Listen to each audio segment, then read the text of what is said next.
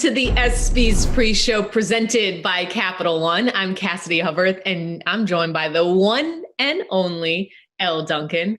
We're coming to you live on Twitter, Facebook, YouTube, and the ESPN app for the next hour as we get you ready for the 2020 ESPYs tonight, 9 Eastern on ESPN. And Cass, I think this is not a spoiler alert to say, obviously, this ESPYs is a little different. This ESPYs Pre-Show is a little different. For one, you're not standing on a red carpet with a microphone, and I'm hosting, which is like never happened before.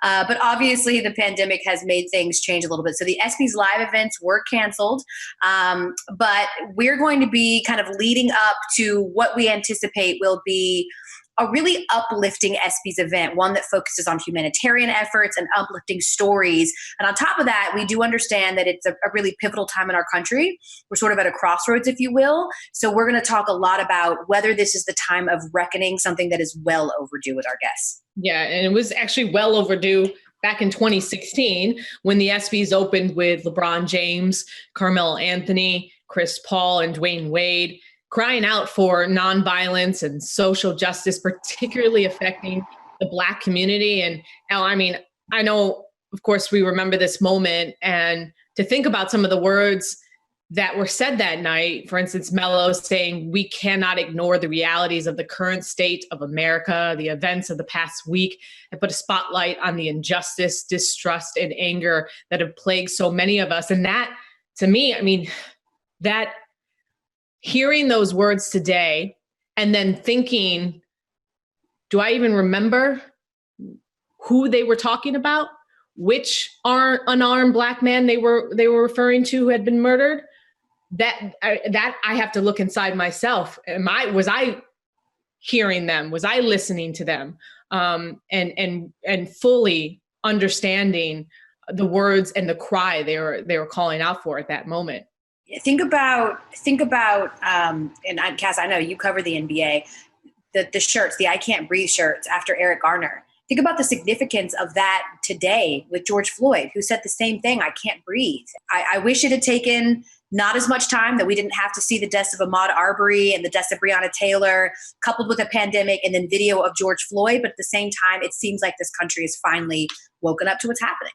Yeah, and as they said, the urgency to create change was at an all-time high then. Hopefully in this moment that it's not just a moment, and it is really truly a movement. And, and having people like LeBron and Chris Paul and CP3 speak up at that moment. And as we're seeing athletes today continue to use their platform, hopefully this movement will continue on. And look, that poignant moment was led and orchestrated by those four men who reached out to longtime executive producer of the ESPYs, Matt, to be a part of the show. And then Matt quickly decided it needed to be the open of the show and worked through the logistics and conducted the pre-show walkthrough with LeBron and CP3 and Melo and Wade, as you can see here in this picture, Elle. Yeah, and the reason that we bring up Mara is because this is going to be a heavy time for many folks at ESPN.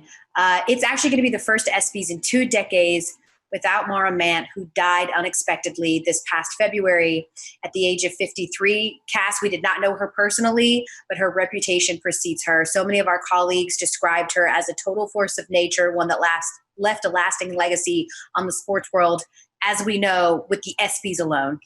Yeah, and part of that legacy is, she always got the job done, and that included making sure the show must go on. And we're getting you set here for tonight's ESPYs. Again, 9 Eastern on ESPN, and it's hosted by Sue Bird, Megan Rapinoe, and Russell Wilson, who during this time of quarantine will be hosting from their homes, just like us. Yeah. But even though we aren't standing on a red carpet sweating profusely, what happens in July in California, that doesn't mean we aren't having guests come through.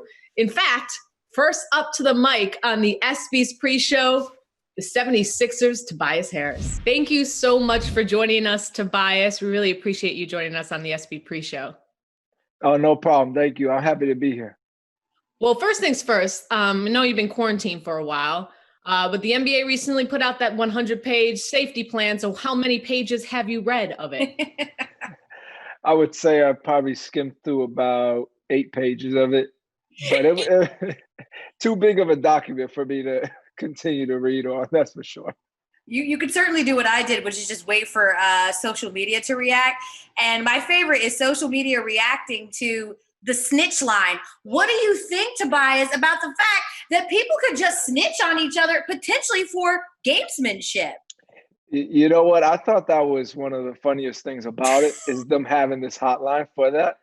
And I said, that's going to be pretty funny because whoever's out there ratting on somebody else is definitely going to have a bad reputation for sure. You know, we're just a couple of days away, as you know, Tobias, from players being able to sort of opt out and decide whether they want to actually go down there and play in this bubble. And we're seeing some infighting happening right now between some very vocal players who feel like, based on the state of the country, the return of the NBA would be a perfect use of the platform. And then players like Kyrie Irving and Avery Bradley who are very much against it. Where do you sort of fall in this idea that it's too much of a distraction and it's not necessary right now based on what's happening? First off, Kyrie and Avery, those are two really good friends of mine. I've known them for forever now, and their viewpoints are their viewpoints. That I cannot say that I disagree with their viewpoints because everything that they're like voicing their opinion on is how they feel. So I have a respect for where they're coming at, their ability to be vocal about it and kind of express how they're feeling in today's world and just the state of the game. For myself, I've been able to always use my platform in different areas of life to be able to impact change. And as a collective group, as NBA players, if we decide that we're going to go and play in Orlando and my team is focused and ready to go, then I'm with my team and I'm with my guys to be ready to hoop. At the same time, we had a call and we were talking as a team, as a group, and said we also need to use this time to really generate our platform to be able to continue the momentum of getting our voices out and letting our people be heard in the best way possible. So I think for us and our team, we're going to use this time in Orlando to really continue to push the message and to be vocal leaders that we are. Well, you were one of the first players during this current movement to be vocal. You wrote a piece on the Players Tribune you titled, "Y'all hear us, but you ain't listening." And, everyone should take the time to read Tobias's words on the Players Tribune. But what was the biggest message that you wanted people to listen to?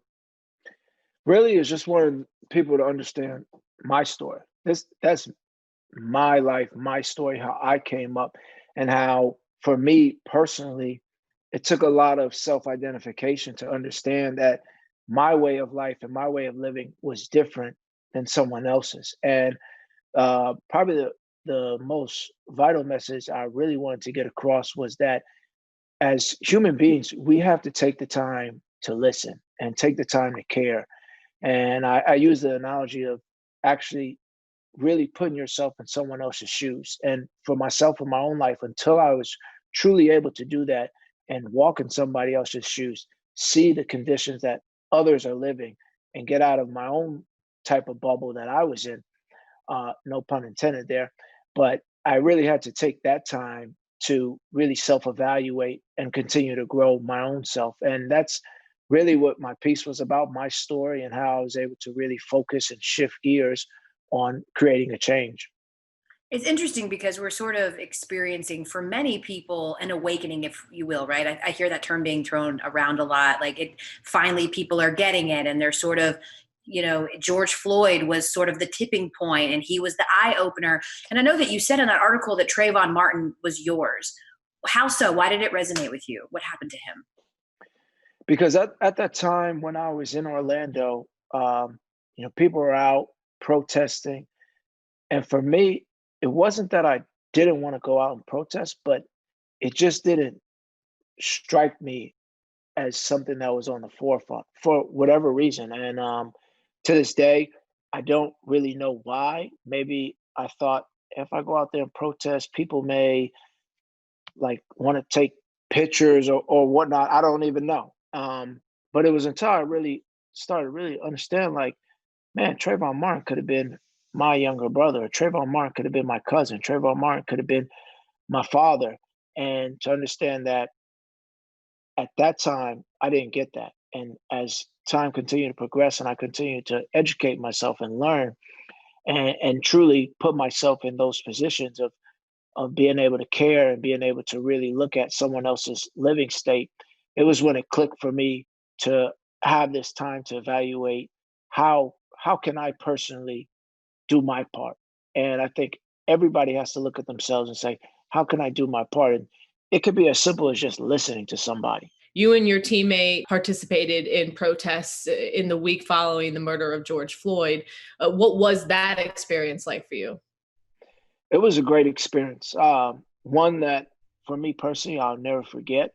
And being a young player in Orlando and knowing about Trayvon Martin and not going, it was like my opportunity of when I truly called Matisse. I said, hey, look, I'm going to this protest and this march. If you want to join me, this is where I'll be. And he was right then and there. He said, hey, I'll be there. And I thought it was a good moment because I truly wish I had somebody to pull me along during that time with Trayvon Martin. I wanted to do the same with Matisse and have him there and understand what truly was going on. But it was a march that it signified unity, and it signified people coming together and allowing others to know that, hey, I'm here for you. Hey, I understand you. I may not go through the exact same things you go through, but your pain is my pain. And being able to be a part of that was truly amazing. You mentioned calling up Matisse Thybulle to join you in the march. We've also been watching him be the next TikTok star. Yeah. He may have a future after basketball. We also know he's a good photographer.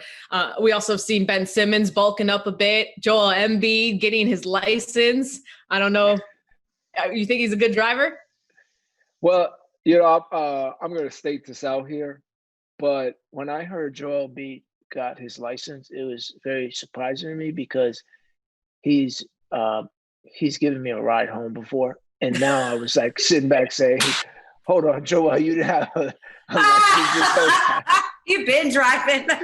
So I was just like, I thought about it. I was like, it was one time after one of the playoff games, he gave me a ride home, and now I'm like, you just now got a license. So what don't I know? Please explain to me.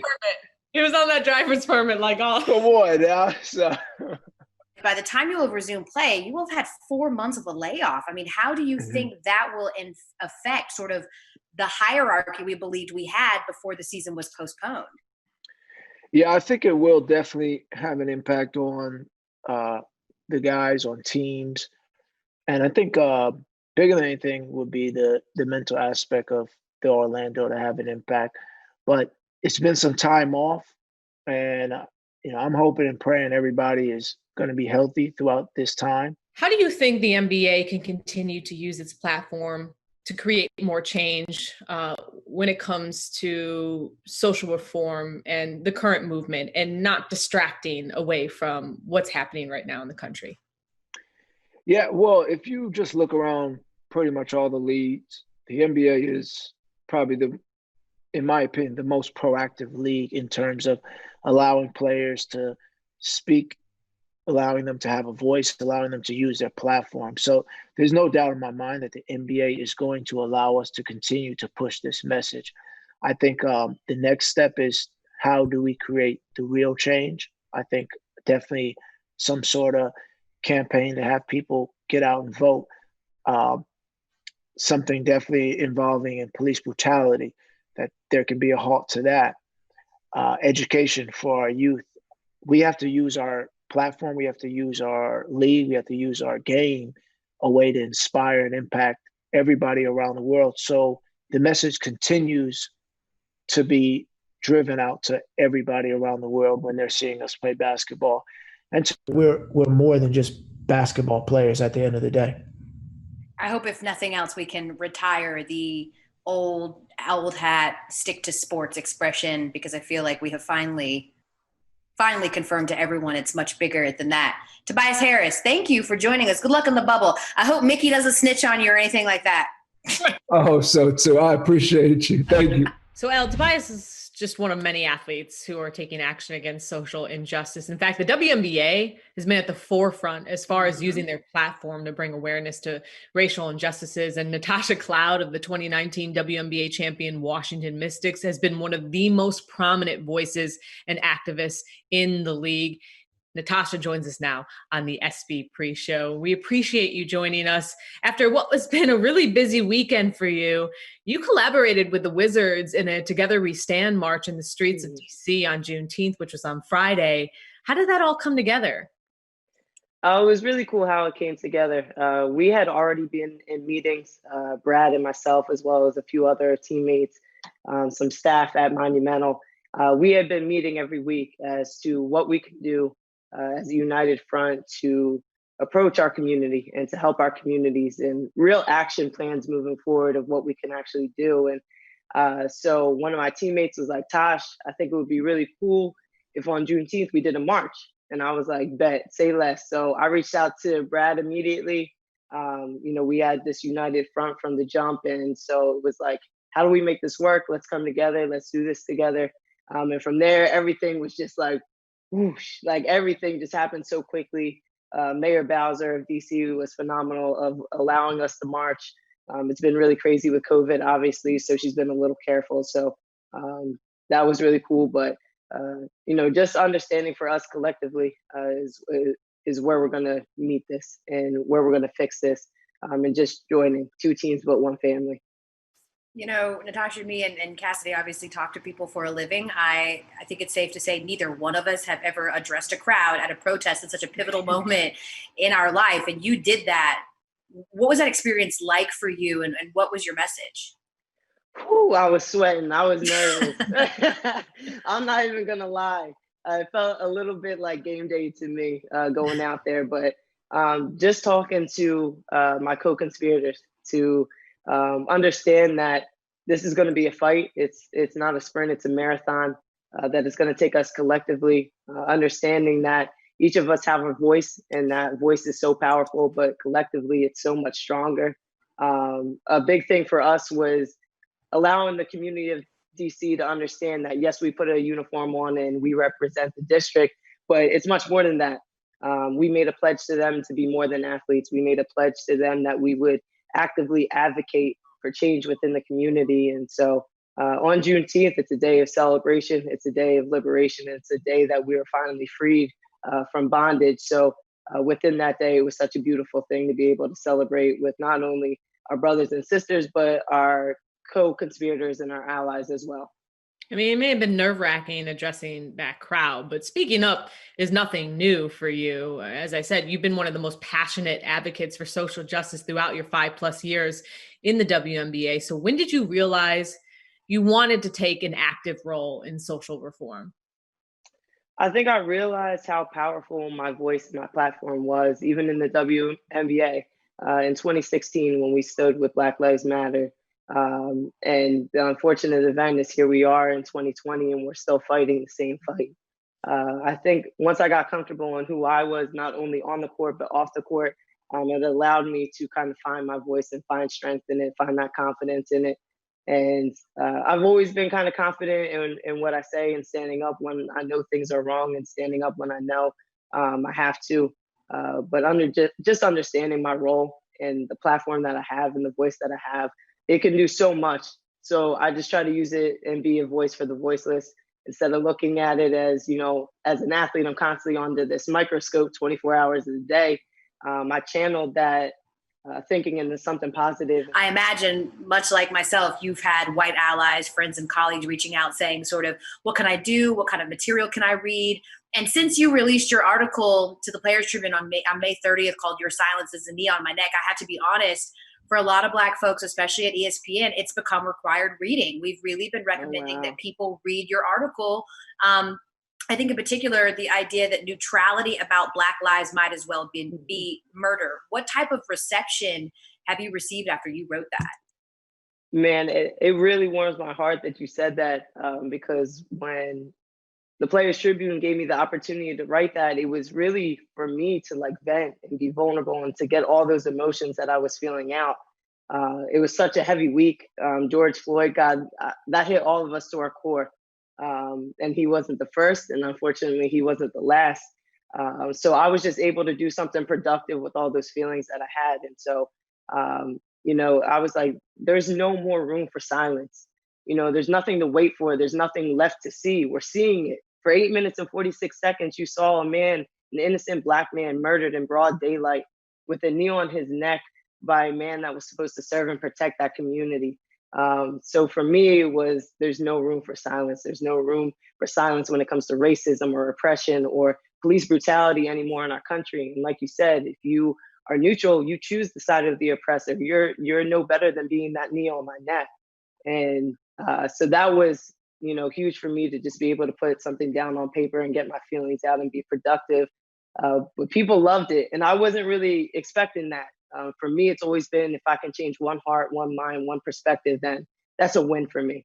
You know what is interesting, Tasha, is that it didn't just shake America to its core, it's shaken up some of your fellow WNBA players as well. We're going to be joined by Renee Montgomery in a couple of minutes, who, as you know, another WNBA hooper who has announced this week that she was going to forego the shortened season because she wanted to focus and dedicate her efforts towards social justice reform. What did you think when you heard the news that she would be sacrificing her season? Man, we've kind of been on the same wavelength. So I've been talking to Renee from the jump. She is one of the other voices in the league that's so powerful and has always been at the forefront of social issues, the same as myself. So that's someone that I love to talk to. I love to, just have those open dialogues, those hard conversations with, and just bounce ideas off of each other. So I kind of knew it was coming, but I'm so extremely proud of her. I mean, that's a big jump. No one understands how hard it is to get into our league.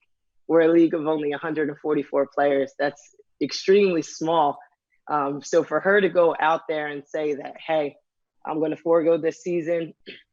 I'm going to pass on my love of this game because this is much bigger than basketball. And I feel like my calling right now at this very moment is something bigger than myself. It's something bigger than the game. I have so much respect for Renee. I support her in every facet and in any way, shape, or form that she needs me. I'm here to support her in this fight as well. Well, we'll be excited to see. You're gonna be rocking some Converse when you do get out on the court. That new deal. We see you. Congrats on that. I appreciate that. Thank you. Yes, come through. We need more. Y'all got all the pictures of me. I appreciate it. Yeah, we're Instagram stalkers, boo. We got you. Y'all make me look good. Y'all are appreciated. Oh, gosh, that's you. You continue to make yourself look good, make the WNBA look good. And for lack of better words, we're proud of you. And thank you. We thank you so much for joining us here on the ESPYS Pre-Show. All Renee Montgomery does is win everywhere she goes. A former UConn Husky and NCAA champion. And then all she did was just get drafted to the WNBA, where she was a 2-time champion. And she currently plays in the best city in the world. I'm not biased because I'm from there, the Atlanta Dream. However, Renee Montgomery is all over the news this week because she announced that she would not be playing in the condensed 22-game regular season for the WNBA, which is set to end in October and start in the next couple of months, instead focusing her efforts on social justice reform. And I just want to say thank you for being with us, Renee, because I know you've got a lot of responsibilities this week after this announcement. I know that this could not have come lightly, this decision. What went into the decision to decide to do this? A lot. I went into thinking about my teammates, my coaches. They signed me to a contract, so they were going to have me, my family. This is my livelihood. This is my job. So, and my parents, of course, because you don't want to do anything else with parents' approval. So a lot went into this decision, but it wasn't like I woke up yesterday morning and just decided to tweet that out. I had already talked to my coach, my head coach, Coach Nikki, 3-4 days ago, just telling her everything I felt. So a lot went into it, but I feel good about it. It's interesting because I actually had a chance to talk with your coach a few days ago, and she told me, and I hope it's okay to share this, she said, Renee is the biggest germaphobe in the world. Like it has been a mask wearer before anyone was wearing masks. She said she did not leave her condo in Atlanta for 7 weeks until She finally decided to leave the house so that she could participate in one of the marches in Atlanta, raise money, and hand out water for the protesters that were down there in Atlanta. Why do you think, Renee, this has impacted you so profoundly? I think anyone that saw that 8-minute and 40-second video, like, how could you not be? So I feel like I should be no different than everyone else. And to me, it just is, I just know it's just not going to leave.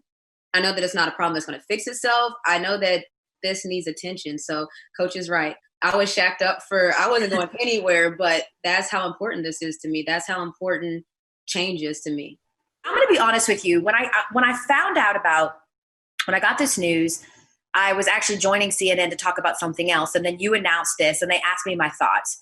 And I was conflicted because the first thing I thought was, oh my gosh, how incredibly selfless. Like, it's a selflessness that I probably will never understand. And then my second thought was, why is it always Black people having to sacrifice? Like, I know how hard you work to get here, Renee. I know what basketball means to you, and I know what you mean to your team and to the city of Atlanta.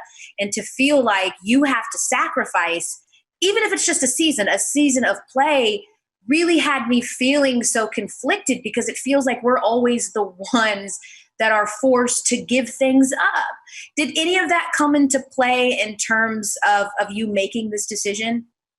I mean, yeah, I thought that I didn't start this problem, but I just felt like it needs heavy attention. And so if I'm sitting out and I'm showing that I would rather do this than play basketball, I hope that it gets the attention it deserves, in a sense that some things happen. And one of my main things I want to start with is voting. Because in Atlanta, we have some problems with people have to wait hours at a time. It shouldn't be like that. And the excuses are, well, there was more people than we expected. These are new machines. So maybe October, before November elections, maybe I start making a lot of noise. But yeah, I didn't start this problem. But if we don't fix it, then who will? Do you anticipate that there will be other WNBA players? Because listen, as much as the NBA gets credit for sort of being this woke league and, being sort of the bastions for social, it's the WNBA, it's the women that years before have always been on the forefront of this fight. Do you anticipate there will be other WNBA players that will essentially decide not to play? I do. And if they don't, so, everybody, it's a hard decision. So I have talked to some people that said they plan on doing the same thing, but I wouldn't feel any type of way if they changed their mind, because this is a big decision. So they might've felt like they wanted to do that and then thought maybe there's a better way for me to do it, or maybe I want to do it a different way. So I do know that there's other players that feel the same way I do. However, I don't know if they're going to decide to sit out or not. It's interesting, Renee, because I feel like me and you have some commonality, not in the fact that we're both world-class athletes, because God knows I'm not. But you grew up, I believe, in West Virginia, in a pretty much predominantly white area. And I grew up in Powder Springs, Georgia, which was a predominantly white area. How do you feel the experience of sort of always being the only one in the room shaped who you are today? Oh, big time. Because Black History Month used to be a nightmare for me when I was younger, because I was the only Black kid in the room. So people don't really they're like, why would that be? Well, imagine if a whole month you were talking about things that only reflected one student in the class. So when I was young, I was almost shy about it, embarrassed, oh no, Black History Month. But now it's like a thing of pride that I wear on my shoulder. I'm ready for Black History Month. It's a different feel. You almost, when you're the odd one out, you almost feel like you don't belong, or you don't want to necessarily explore because you don't want everybody looking at you. But now I'm in the books watching 13th on Netflix. I'm trying to get all the information I can. So it is different growing up in a predominantly white area. And then I went to a predominantly white school. So I've been surrounded by another culture my whole life. It's so funny that you say that, because you're right. It's sort of always feeling like you don't have a space to belong where you can be yourself. And then you get to a certain age where you're able to sort of seek your people and to really find who you are and find your voice and come into your own. It's a beautiful thing. And, as my mother always told me, it's better late than never, right? I love what you said in your tweet. Moments equal momentum. Thank you for this moment in time. Thank you for your sacrifice, Renee. I hate that you had to make it, but I think there's no better person out there to do it. And again, we wish you the best. Check in with us. And we hope that you make your impact and then you get back on the dream, because we need you, Renee. We need you. I appreciate that. And I appreciate you for having me on here, because exposure is what I need. So I thank you guys for having me. You've always got a platform with us, Renee. Thank you. It takes 8 minutes and 20 seconds for sunlight to reach the earth. In that time, under its warm touch, the world saw George Floyd go cold under the bended knee of injustice and inhumanity. Y'all don't gotta put on his right. He is human, bro. We stopped, still granted the gift to breathe, trying not to stare, but unable to look away. Then the tears flowed, and the temperature rose. The glistening streets became thoroughfares of protest until buildings burned under the recklessness of justifiable outrage and hopelessness. Come on, go. Nothing had changed. We had once again ignored the disinfecting power of the sun. We had silenced the voices of a people because their peaceful pleas were not made at the right time, at the right place, in the right way. We were once again told to wait. Even when Martin Luther King Jr. implored us in his letter from a Birmingham jail that wait has almost always meant never. And the face of smug indifference casted its shadow with self-serving and willful ignorance, defiantly staring into the heart of the sun until we were all blinded by the hate. Staring with eyes that could see color, but not humanity. Black lives matter! Black lives matter! Black lives matter! Yet the sun rose again to give us another opportunity to be enlightened, to help us see George Floyd as all of us and not just one of them. 8 minutes and 20 seconds to realize that we are still breathing when others can't. Enough time to lift a knee, enough time to say something, enough time to take a deep breath, enough time to ask why I'm calling 911. Enough time to wipe a tear. Enough time to be a teammate. Enough time to listen. Enough time to break bread. Enough time to learn from our differences. Enough time to raise a flag. Enough time to say enough. Enough. We have had enough time to change. But too many times, the light did not illuminate because we shielded our eyes from the reflection we did not want to see. We are 8 minutes and 20 seconds too late. And George Floyd is eternally non-responsive because we were non-responsive. So let's respond and make his death be our light. Wow, joining us now, the author, the writer, the voice that you just heard from that incredibly impactful piece, Enough, joins us now. Doug Glanville, 9-year MLB veteran and current ESPN MLB analyst. Doug, when I first heard that on SportsCenter, when we played it, I stopped dead in my tracks. It was incredibly powerful. What was sort of the thought process behind putting that together, and what were you thinking as you were writing it? Yeah, I mean, it was just an opportunity that came. The OTL team outside the lines suggested that I take a crack at what our country was facing. The claim of George Floyd, our country was looking to find an outlet. There was so much pain and confusion that sort of converged on what we're already dealing with a health crisis. So I had this amazing opportunity in front, and I didn't really know where I was going to go with it, but they said, put a word to it. And I started writing, and the first thing that came to mind is you hear about the timestamp around George Floyd and being kneeled on by this officer, right? You hear about, 8 minutes, and it's just the, 40, the time ticking. And I just went online and I looked up what takes 8 minutes. And it turned out it's the time that it takes for the sunlight to leave the sun and arrive at Earth. And I saw it as an opportunity to talk about our sort of journey looking for enlightenment, looking for a way to illuminate how we can address our social strife and our challenges amongst our rich diversity and just coming from different walks of life. So I just started thinking about it and sort of the cadence behind it is thinking about enough and just enough time. We have enough time and we could do all these things if we're constructive about it. But we also have to look backwards at the past and reconcile this long storied history where, Black America is still seeking this equality, seeking this common ground. And through that, we certainly saw the images of athletes who have now taken stands to bring us together and sort of look at the best of sports to harmonize us as a people. I'm interested to see how all of this plays out, across the broad spectrum of sports. We've seen a lot of players sort of speaking out and saying, when my respective sport starts back up, I'm going to be doing this. We're definitely going to be demonstrating in some way.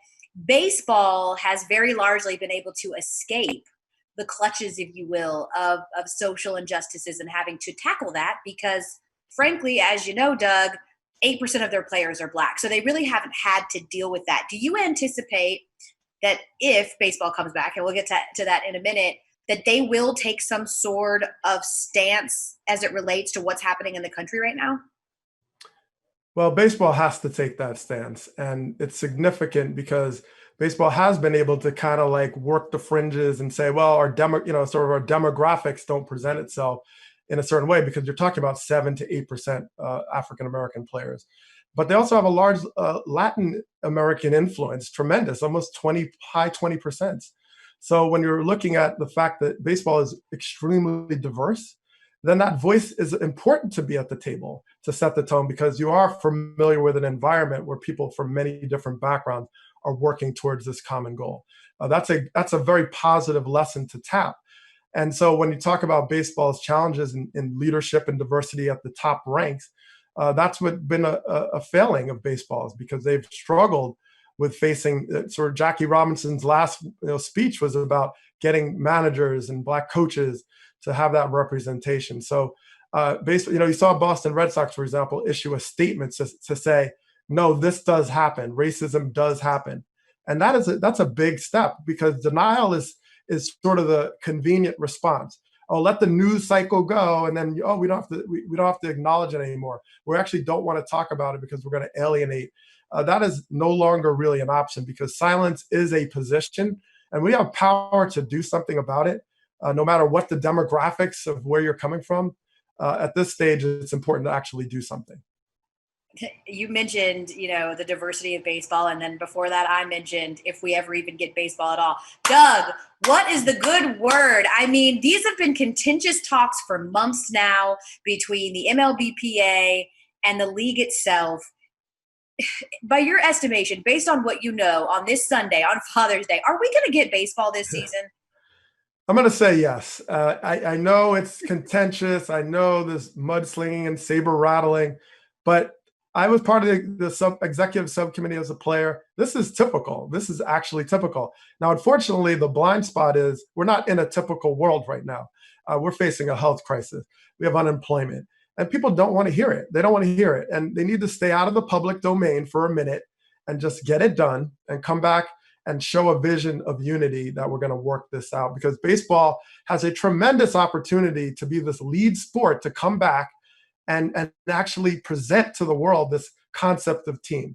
And yes, we know sports are not perfect in the sense of teammates from all different backgrounds, but the idea of coming to spring training and working together and letting some of our biases melt away as we learn people in a more intimate setting, that's a good example. So baseball and sport may be non-essential, but the concept of team is essential right now for our country. Doug Glanville, thank you so much for joining us. We do hope that there is a baseball season because I certainly look forward to talking with you more on SportsCenter. In the meanwhile, we can hear your podcast with Jason Starkville everywhere where podcasts are available. And of course, we'll see you on ESPN. All right, Elle, really appreciate you. Yeah, thank you so much, Doug. All right, take care. Yeah, the thing, Cass, that I love most about talking to Doug Glanville is it's a reminder that all of the books that are on this bookcase behind me that's being currently hidden by this backdrop, I need to read more of them. Yes, I need to read more. I need a new hobby. This quarantine is exposing me. And it really, all we needed to do was just sit home, wear masks when we're outside and we're saving lives. But there are actually other people who are real life heroes who are going in the thick of, fighting this virus. And someone who we want to highlight is our next guest, who really is a real life hero. We now welcome into the ESPYS Pre-Show the recipient of the Pat Tillman Award for service to boxing champion and certified nurse, Kim Clavel. Kim, first of all, congrats and thank you so much for joining us. Thank you very much. You were 11-0 this past March. You had won the North American Boxing Federation female light flyweight title in December, and you were scheduled to face Esmeralda Moreno in your first main event fight on March 21st. But then that fight, like the rest of sports, was canceled because of the coronavirus pandemic. Yeah. But you didn't just take the chance to be upset and depressed and just stay in your home. You made another decision to go back to nursing to help in the fight against COVID-19. What was that decision process like for you? Yes, I have the competence to do it. And I was home and I said, yes, I'm young, I'm healthy, I can do it and I will do it. I wanted to make a difference. And I worked every day, full time in the hot zone, with whole people who were sick about COVID. I wanted to go with them and help them, and they felt alone, they felt anxious, and I was there for them. So when the virus was at its apex in Canada, how would you describe what your workday was like dealing with COVID-19 patients compared to your past experiences working as a nurse? I was working overnight shift.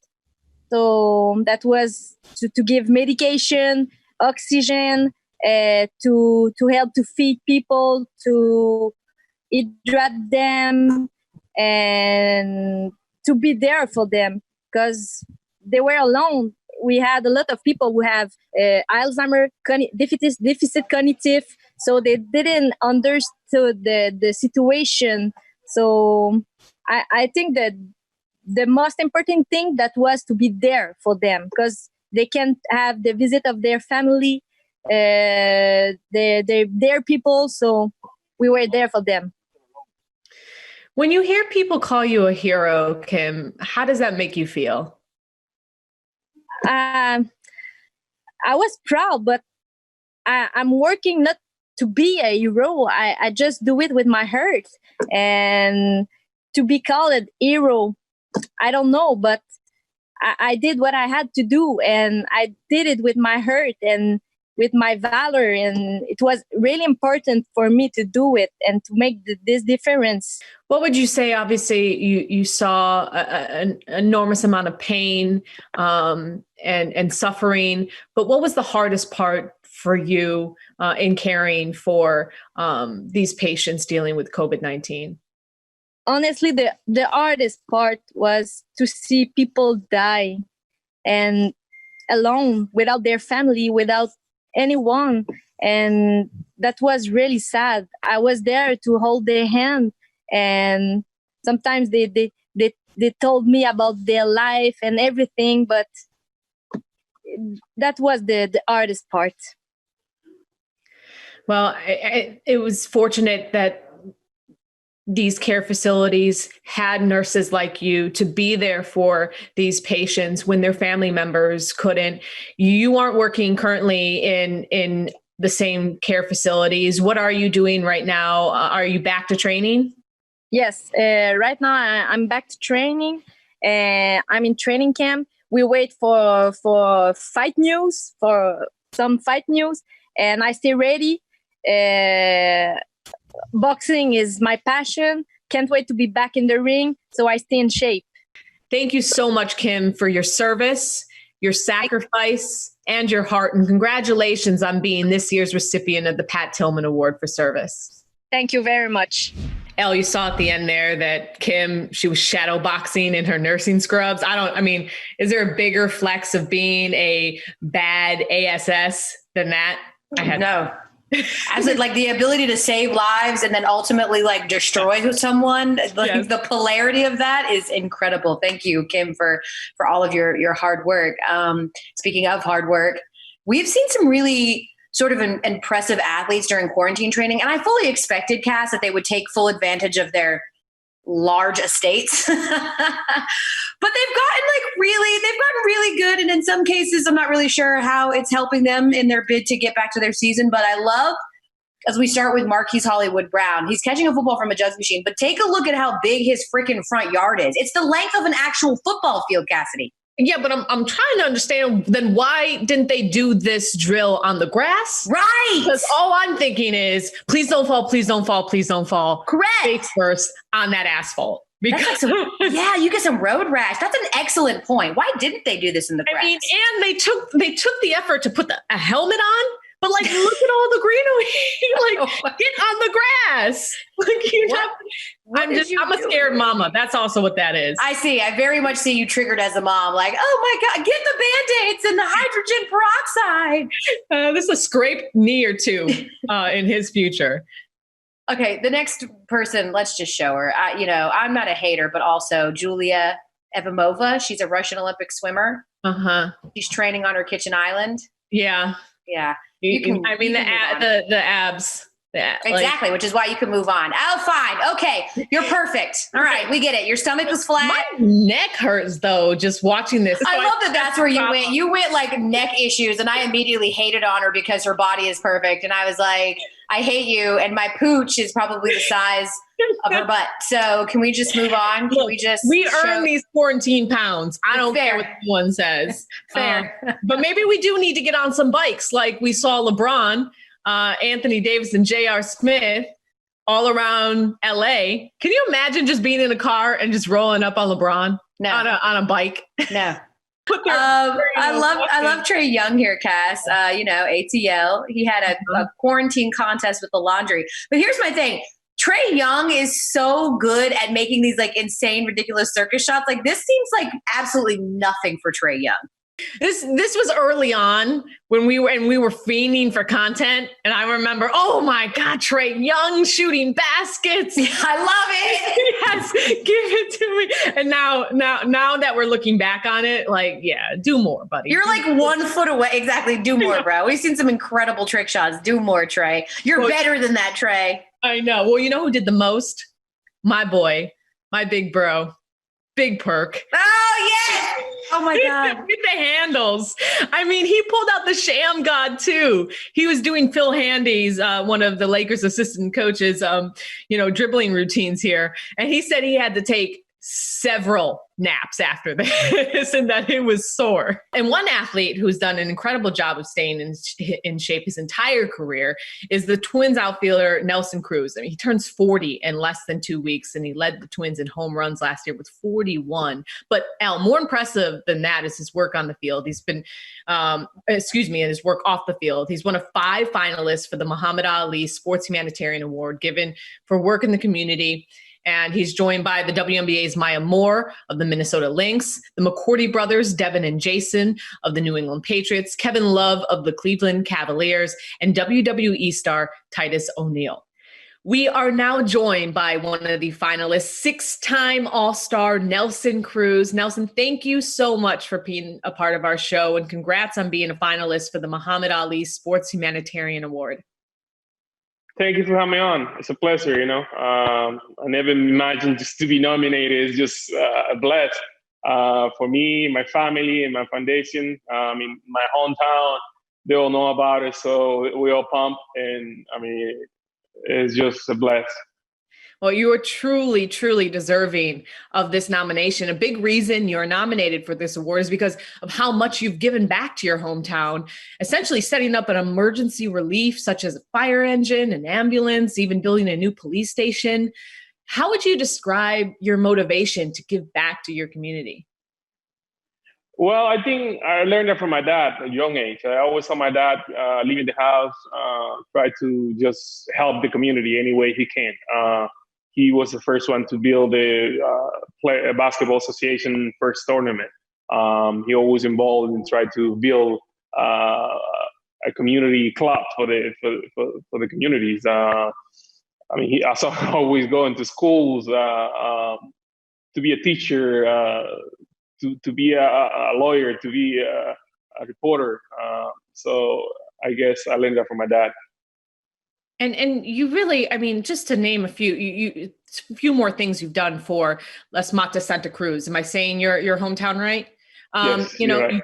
You brought dentists and optometrists to local clinics to provide checkups, medicine, eyewear. You had a health event with volunteer doctors. You've purchased wheelchairs, crutches, walkers, canes. You know, your foundation, Boomstick 23, you laid the groundwork for a new education and technical center to help young people learn how to advance their employment by learning trades such as carpentry or electrical work. I mean, the list goes on and on.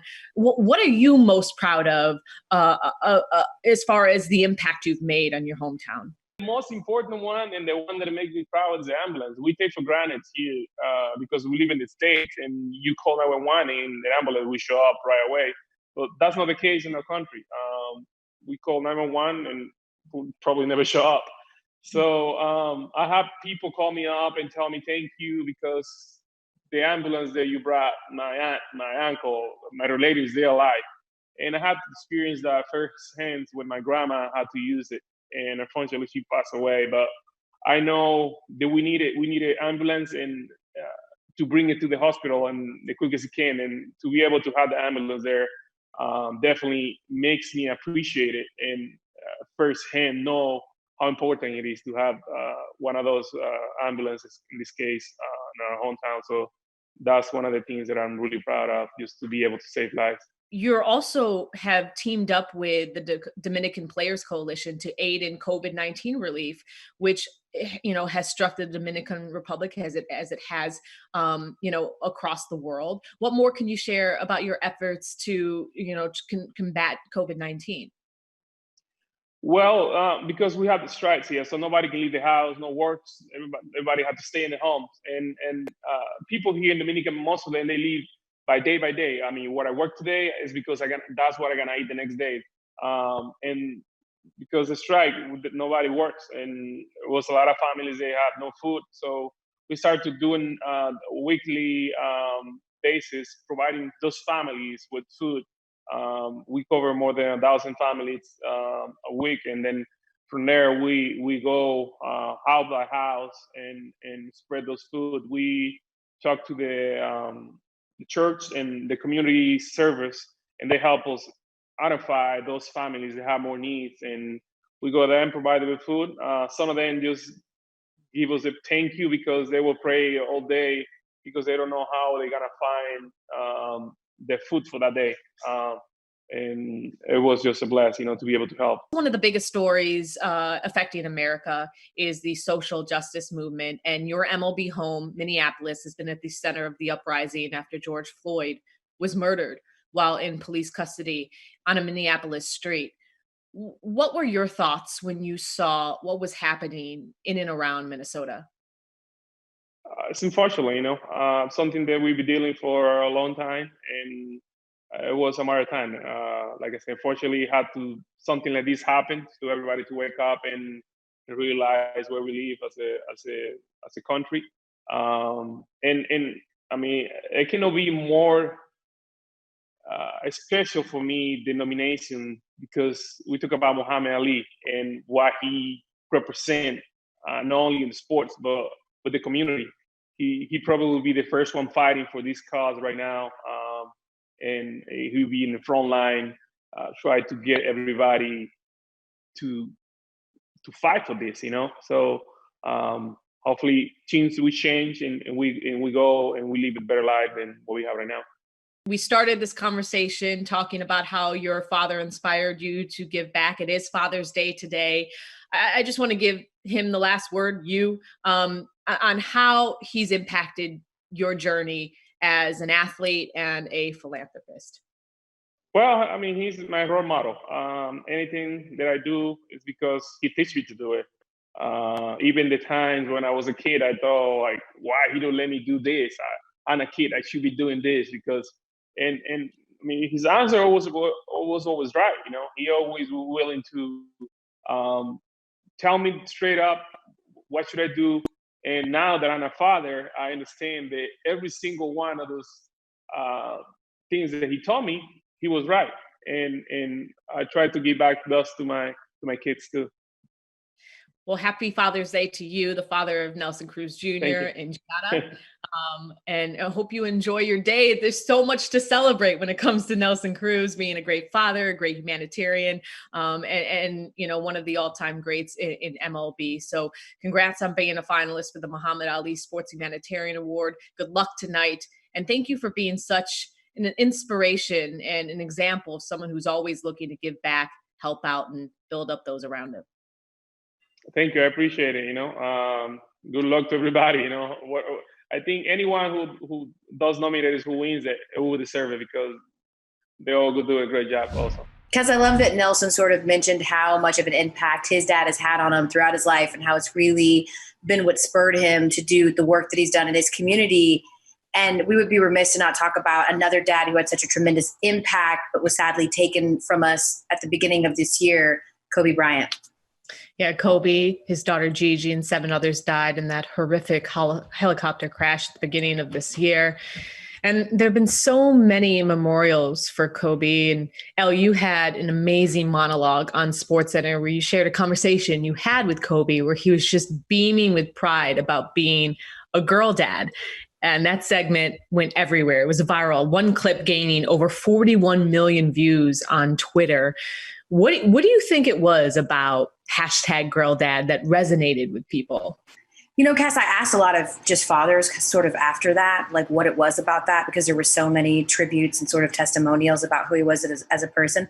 I think the common thread amongst the dads was that like no one can relate to Kobe in terms of being this world-class athlete, this icon, right? Like this legend that was worldwide, but they could at the very simplest form relate to him as just being like a father of a daughter, and how the connectivity there really gave them not only something to feel and a way to pay tribute to him, but also as a way to sort of grieve, because everyone was grieving and feeling so torn about what happened and not knowing where to put that grief. And this was an opportunity to turn something so tragic into something really positive.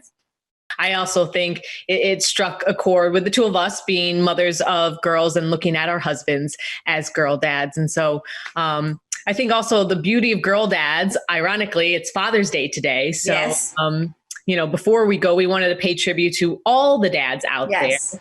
So here are some of our favorite videos of athletes with their kids from the past year. Kobe was the MVP of girl dads. He always told the girls how beautiful and smart they are. He taught them how to be brave and how to keep pushing forward when things get tough. Your love for her is just so strong, and you just get all mushy inside when you see her. To be the father of girls, it means everything. I love my girls so much, and each one, you can already see their different personalities, and it definitely makes me feel special. The moments that I get to spend with Bernie before the games are moments I'll remember forever. She loves it, and she lights up, and certainly lights me up. My son is definitely my wife. I'm proud of you, son. I've always wanted to play quarterback at Auburn. It's a goal of mine that I've had for a long, long time, as far as I can remember, all the way back to throwing the football in the backyard with my dad. To know that he's reached that goal, it'll be surreal. I just want to thank him for everything he done for me. He made me who I am today, and I'm just thankful for it all. There you see the reaction of his father. Javon Kinlaw is now a member of the San Francisco 49ers.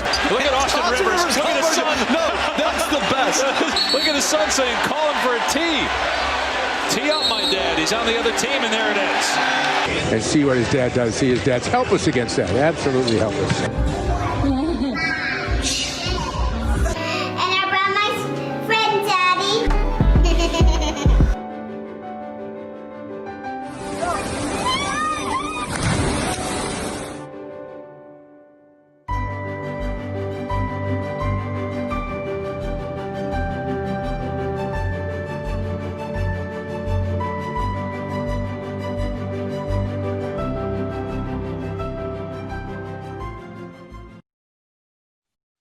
Oh no, I'm like, these are. I was gonna say, great.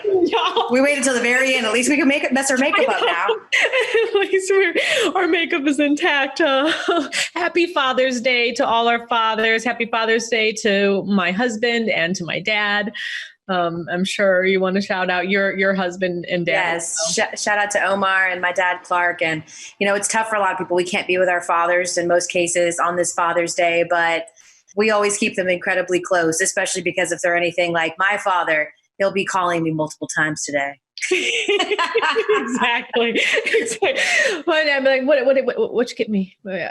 I'm always bad with cards. I think I got my card there on time. Fingers crossed. Nice. I didn't. So lay out, Cass. Okay. Well, like I said, we were able to protect our makeup. And we were red carpet ready, despite me being in my bedroom and wearing biker shorts, not a dress. Yeah. My dress does not zip up because it is rented and it does not fit. So this is perfect for me because I can't show you the back. It's just full back. This is the Red Carpet Show 2020. What more can you expect from 2020? Thank you to everyone who joined the show. And thanks to all of you out there for watching the ESPYS Pre-Show presented by Capital One. The 2020 ESPYs are next on ESPN. Log into your cable provider to watch. Elle, it's been a dream working with you. I love you, Cass. You're the best. Bye, y'all. Enjoy.